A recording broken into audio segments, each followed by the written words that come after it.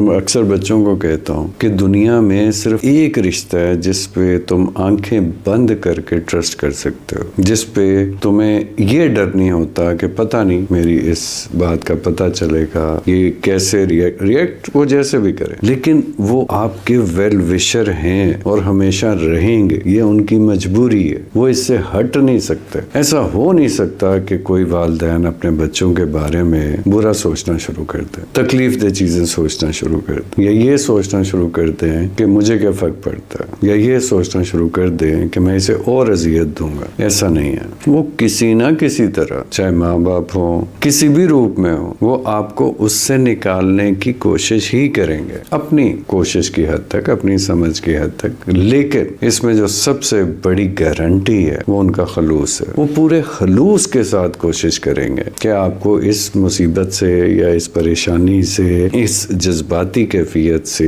कैसे निकाला जा सकता है। और उनकी इसी कोशिश में आप सोचें, मैं अब सब बच्चों को कह रहा हूँ कि इससे बड़ी सपोर्ट कहाँ से मिलेगी। आप उन्हें बताना शुरू करें, आप भी हिम्मत करें। आपको ये कम्युनिकेशन बैरियर तोड़ना है, पेरेंट्स को भी आगे बढ़ना है। कुछ ना करें एक दूसरे के लिए, सिर्फ इकट्ठा बैठना शुरू करें, सिर्फ गपशप करनी शुरू करें, थोड़ा टाइम गुजारेंगे, दोनों में ये हौसला होगा कि वो एक दूसरे की बात सुने। अंडरस्टैंडिंग कोई एक दो दिन का खेल नहीं है। लोग महीनों बरसों इकट्ठे टाइम गुजारते हैं और फिर आप दावा कर सकते हैं या समझ सकते हैं कि हमारे अंदर आपस में कोई अंडरस्टैंडिंग डेवलप हो गई है। एकदम तो नहीं हो जाता ना। लेकिन पेरेंट्स के साथ हम बरसों गुजारते हैं खामोशी से, पेरेंट्स हमारे साथ बरसों गुजारते हैं खामोशी से। आपने सुना होगा ये बात उनके साथ करने वाली नहीं है, ये बात अम्मी के साथ करने वाली नहीं है, ये बात अब्बू के साथ करने वाली नहीं। आप ये भूल जाते हैं कि अम्मी और अब्बू दोनों इस जिंदगी से, इस एज से गुजर के आए।